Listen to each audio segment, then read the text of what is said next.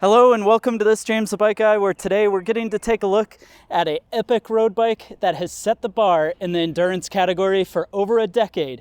And in this video, we're checking out the Specialized Roubaix Pro. This is one down from the S-Works level bike, so it gives you a lot of the performance of the S-Works bike without that S-level tack. So we're gonna go ahead and check out this rig, talk about who and what it's for, how it stacks up to the other Specialized road bike models, and then of course, we'll find out exactly what it weighs. So if this kind of thing is interesting to you, I suggest you stick around and please consider subscribing if you like what you see. So to begin the conversation, we should talk about the Specialized Roubaix. So the Roubaix has been one of the longest standing endurance road bikes out on the market, and it really set the bar for bikes that are comfortable, fast, and able to do a varied terrain for long distance rides. So this bike is aptly named after the Paris-Roubaix, which is one of the spring classics that features cobblestones, muddy conditions, and an absolutely grueling ride. And so when Specialized first came out with the Roubaix, they were going for a bike that was going to allow some additional flex and compliance in the bike, but still being fast. And fast forward to today, this is the latest generation frame that came out, I believe, 2 years ago now, but has only gotten a bit sweeter over time. Now, before we get too far into this bike, let's talk a bit about geometry. So this being an endurance road bike, that means it's going to be a bit more upright and a little more comfortable than, say, a traditional performance road bike. And to put that in perspective, your stack and reach numbers on this bike come in at 605 millimeters of stack and 384 millimeters of reach.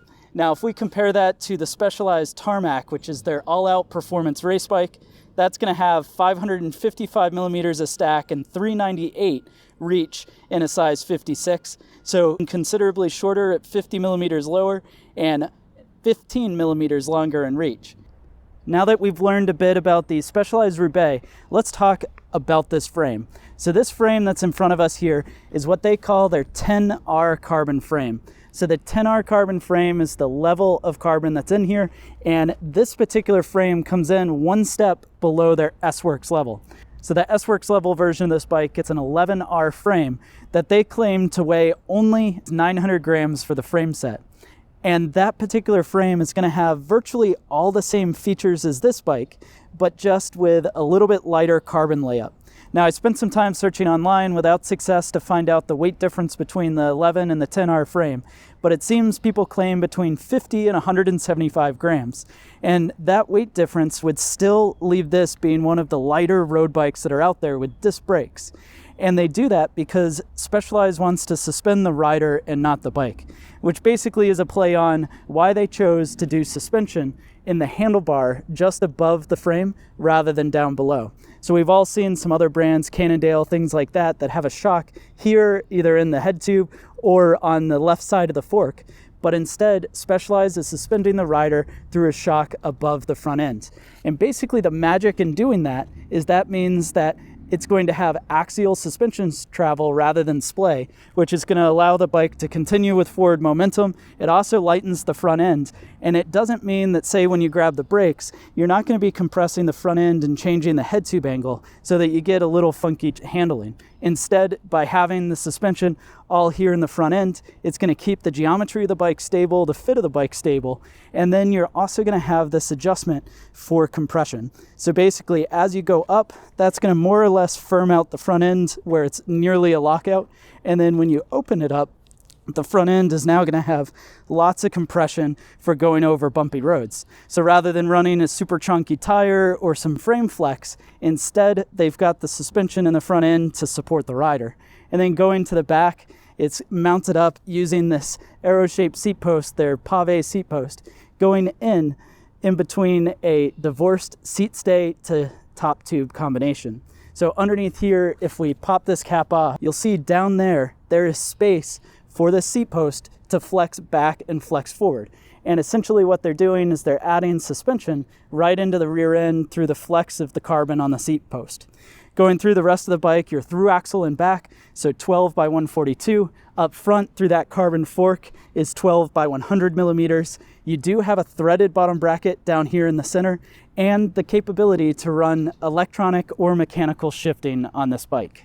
Now with this bike being the pro level, it means it's going to come with some pretty high-end componentry. It is still one step below the S-Works level, which is their top end, no holds barred spec version. But this being an $8,700 bike, there should be no shortage of very nice componentry. And we'll start with the cockpit and seat post. So this is going to be their S-Works hover bar. And this is a carbon fiber drop handlebar that has a rise to it. So you can see here that it's got a rise coming up to bring you into a more comfortable position. It's got a short reach and a shallow drop, all carbon, then through their aluminum stem. And then out back will be the power saddle set up with titanium rails. These titanium rails connect to that carbon fiber pave seat post we talked about before, and then Super Cuz sticky cush tape. So this tape does feel really nice. I use this on a bike of mine. I do like the tape that's on here, and all of that is going to house the wireless Sram Force shifting setup. So this is Force Axis, which means it's a 2x12 drivetrain that is all wireless from the handlebars down to the rear end. And in the rear end of this bike, we're greeted by a carbon Force crankset through that threaded bottom bracket with a 46 to 33 tooth chainring combo. Now that's going to be a bit different chainring combo than you're used to, and even more so when we go into the back where the rear cassette is. This is a 10 to 36 tooth cassette. The SRAM XG1270 10 to 36 means that between these two, you're going to have less than a 1-to-1 gear ratio and nearly the same top end as a traditional 2x11. Now, all of that is being shifted through the Sram Force wireless derailleurs. So both of these use a external battery, which is easy to take off and be able to charge. And one thing that's pretty neat about that setup is this battery is the same on the front and the rear and super lightweight, so you're able to carry a spare with you if you've got some range anxiety. However, charge it up before a big ride and you'll never have that issue. And then slowing the bike down will be courtesy of SRAM's Force hydraulic disc brakes on these center lock rotors. They're going to be 160 millimeters in diameter front and rear and have a nice rounded surface for a little bit of extra safety as well as a nice look to it. Keeping traction with the road is through the Turbo Pro tires from Specialized. This is going to be a fast rolling tire with a nice smooth center line. It comes in at 700 by 30 C width, mounted up on some Alpinist CL wheels. These Alpinist CL wheels, I've got a video on those that I'll have linked down below, but are a super lightweight wheel that does a good balance of aerodynamic as well as lowering the weight of the bike. So now with all that talking done, we should find out what this weighs in at. The actual weight of this Roubaix in a size 56 is going to come in and weigh 18.22 pounds. Thanks so much for watching this video on the 2022 Specialized Roubaix Pro. I'd love to know your thoughts about this Uber Dream Bike down in the comment section below. While you're at it, be sure to leave a thumbs up if you enjoyed the video. Definitely let me know your thoughts and can't wait to see you in the next James the Bike Guy.